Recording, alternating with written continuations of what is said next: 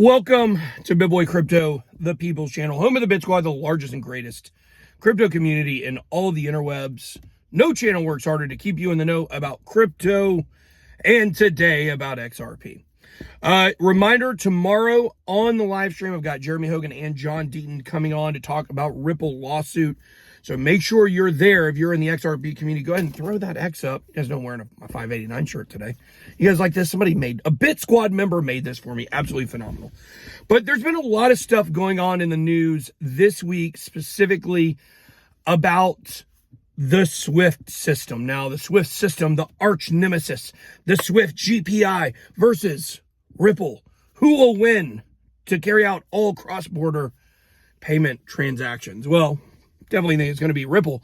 But, the reason why it's in the news right now is because Germany made a very surprising move. So basically, to get Russia cut off from the SWIFT system, which we'll talk about what it is, Germany had to agree to kind of expunge them off of the SWIFT system. So the sanctions that were placed, and Germany was part of this. Germany and Russia are very close, and they align in a lot of things.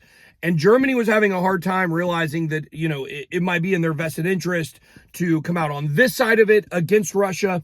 What this boils down to is the leader of Germany. It's not Merkel anymore. I think his name is Schultz. He had to agree. He basically had to agree to this. And the reason he did it was because basically, Putin lied to his face about invading Ukraine. So that was really what happened. They cut some banks from Russia off of the SWIFT system. Now, even if they cut off 80% of the banks, if 20% didn't get cut off, there's still a lot Russia can do. So what is the SWIFT system and why is this such a big deal? Well, in theory, if Russia was completely removed from the SWIFT system, they would not be able to transfer money outside dollars, the world reserve currency, outside of their borders. Okay.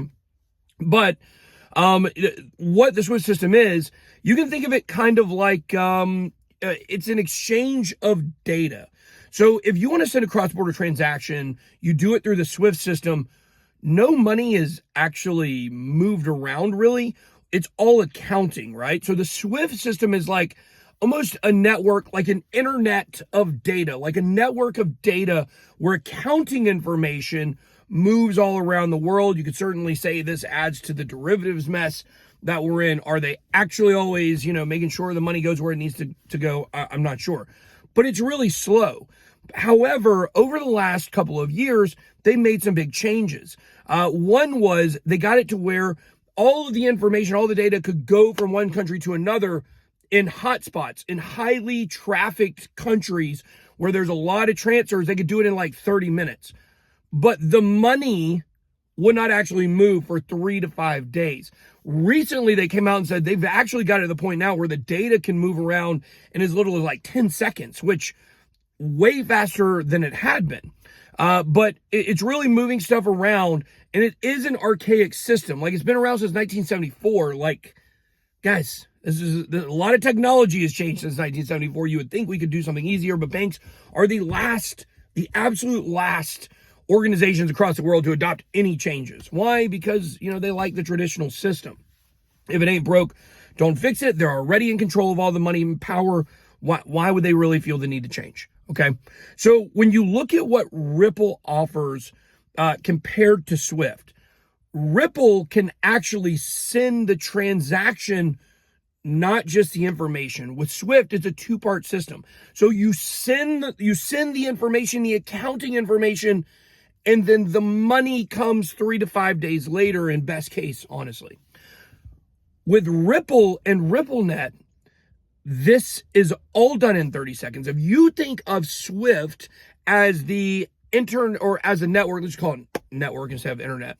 If you call it a network of data transfer, then RippleNet is a network of value transfer, because you can actually send the funds through the XRP token. And that's why this argument that banks were going to use the Ripple technology, but they're not going to use XRP, like, that's a dead argument. That's been over for about 1.5 years now, since Ripple announced they were totally redoing a lot of their products and the requirements for those We got rid of Xcurrent, Xvia,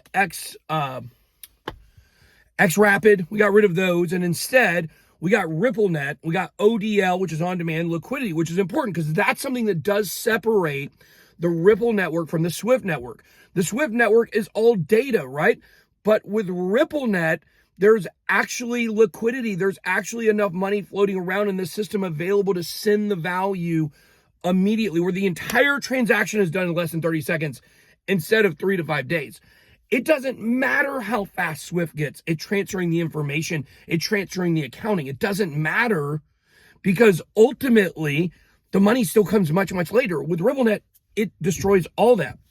So how does all of this really play into what's going on right now with Russia getting cut off from the SWIFT system? Well, it doesn't really have much to do with the conflict going on right now, okay?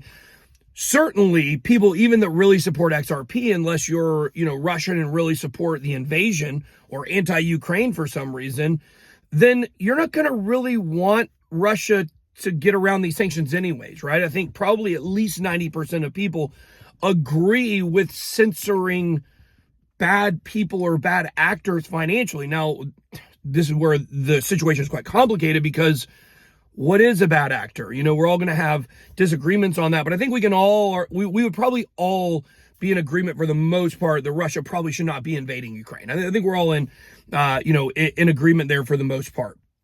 So it's not like if Russia was using Ripple all of a sudden that this would go away, but the XRP ledger, it is permissionless. And so there's not really a way using the XRP ledger to go in and cut Russia off in the same way. So some people would say that's actually like a negative thing, that wouldn't be an option. David Schwartz, CTO of Ripple, been around for a long time. He came out and said this. Several other people have reiterated this. I saw Hammertoe on Twitter talking on this thread, talking about the same thing. Matt Hamilton discussing how, it's not a permission system. And so just because you think somebody's a bad actor using the RippleNet ledger or the XRPL, the XRP ledger, you couldn't like cut countries off, but it would still be up to individual countries to do those transactions. So really this would be an area where if we were using Ripple instead of Swift right now, that the XRP ledger couldn't really cut Russia off. But what it could do is it could create a situation where everyone's responsible for their own actions, where every country is responsible for themselves on whether or not they feel like they should be doing business with Russia instead of cutting them off, like the overlords that the bank system is, and cutting them off. This ultimately came, from NATO's who, put this into action. So it's not like this would be a positive thing if they were using Ripple, but is Russia going to be using Ripple? And this is very interesting because if you go back to 2018, there's actually a document that exists that says that the Russian central bank has actually been testing out and eventually will most likely move to using the Ripple system, using RippleNet. We already know that Ripple has been expanding into the Middle East huge lately. Let me tell you, I hear a lot of stuff from the Middle East. A lot of these leaders, they are very interested in not just Ripple from an investment standpoint, but also from a RippleNet standpoint. We know they're moving into North Africa, which is very similar to the Middle East. They're very closely connected. We know it's moving into the APAC region, the Pacific, Asia. It's moving in there. We know they're making moves in South America as well. They're making moves everywhere. So it stands to reason that Russia, could be a target, for Ripple in the short term here, coming up in, I don't know, maybe the next few years or so. But here's the big takeaway that I really want you to take from this video. If we were using RippleNet, if Russia were using RippleNet instead of the Swift system, it wouldn't necessarily be better for this conflict. It may not be worse for this conflict. It would just be something different we're facing. But Russia and the entire banking system is going to end up on this. It's so clear. It's so obvious when you think about the fact that you're looking at 30 seconds to do an entire transaction as opposed to 3 to 5 days of a transaction done in 2 parts. It doesn't make any sense. This is why you have to open your eyes and wake up. this is where things are moving to. So that's really the big takeaway from this video. There were a few other things I really wanted to get into. I'll just mention them briefly here about Ukraine. Just some interesting stuff about Ukraine and its relationship to Ripple. Doesn't really have necessarily a strong relationship or ties to Ripple from what I've seen. Maybe you have some different information. But when you look at what is going on February 18th, just a few days ago, or maybe it was February 16th, just about 2 weeks ago, Ukraine just legalized crypto. They did not recognize Bitcoin as legal tender in this law, but they did say it is legal. Now Ukraine is getting donations left and right, similar to what we saw in Canada for the truckers. And what Bitcoin, over $1 million in Bitcoin has now been raised for Ukraine. But you could say there is a slight relationship there between the enemy of XRP, the enemy of Ripple, started by Ripple co-founder Jed McCaleb, XLM. We know they were actually looking at putting their CBDC, their country digital currency, their country stablecoin that will eventually be created. It's looking to go on the XLM ledger. I told you guys a while back, I view XLM as basically a test bed for XRP. XRP is going to crush XLM. XLM will not be around. Jed McCaleb thought he could play ball. And I want you to keep this in mind. Jed McCaleb has never touched anything successful. Everything that he touches, it's worse off when he leaves, right? We got Mt. Gox, worse off when he left. Why did he leave? Because he couldn't handle anymore. It was going downhill. Of course, then the hack. Let's look at Ripple. What happened? Jed McCaleb leaves, and I'm not saying Ripple got worse after he left. What I'm saying is he left it in a precarious situation because he was against the token sale of XRP, and I believe he's been working most likely with investigators on the SEC lawsuit. I don't think there's anything, I just think he's tied to that. That's just what I've said. I've said it many times. I do believe that's probably the case. He's the only person involved in Ripple in the beginning that did not get in trouble, which is really, really interesting. But Jed McCaleb has never really left something in a time of success.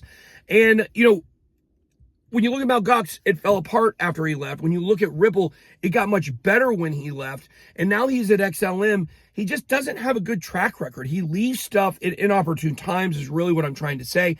So, I think XRP is going to absolutely crush XLM. I don't think they're really on the same playing field. XLM, a lot of people say Ripple's very centralized. XLM, way more centralized. So that can also play into its downfall. The last thing involving all this, it doesn't actually have to do with XLM or XRP or anything, but Elon Musk turning on Starlink. Is this true? I've been reading about this. I'm not 100% sure this is accurate. The people in Ukraine are actually using this right now, but supposedly people in Ukraine, even if Russia cuts off their internet, they'll be able to use Starlink. So that provides internet to people through satellite. So we'll see what happens there. Very interesting stuff going on with Russia and Ukraine, but so much to unpack in a video. I know I've been talking, this is a longer video for 13 minutes already on this. So I'm not going to go too much more into this. I can make entire videos just about that document from 2018, talking about Russia using Ripple, talking about infographics between Ripple and Swift and why, XRP absolutely blows it away. Maybe we'll do some of that. I do want to go back to some more regular, regularly scheduled XRP content. So you guys make sure to come back tomorrow on the live stream. If you're in the XRP army, throw the X out, make sure to hit that like button, smash that like button on your way out. Don't forget to come hit out the live stream tomorrow where we will be talking about Ripple for most of the time. Very excited about this. We'll be talking about the SEC lawsuit and beyond. All right, guys, that's all I got. Be blessed. Bye-bye out.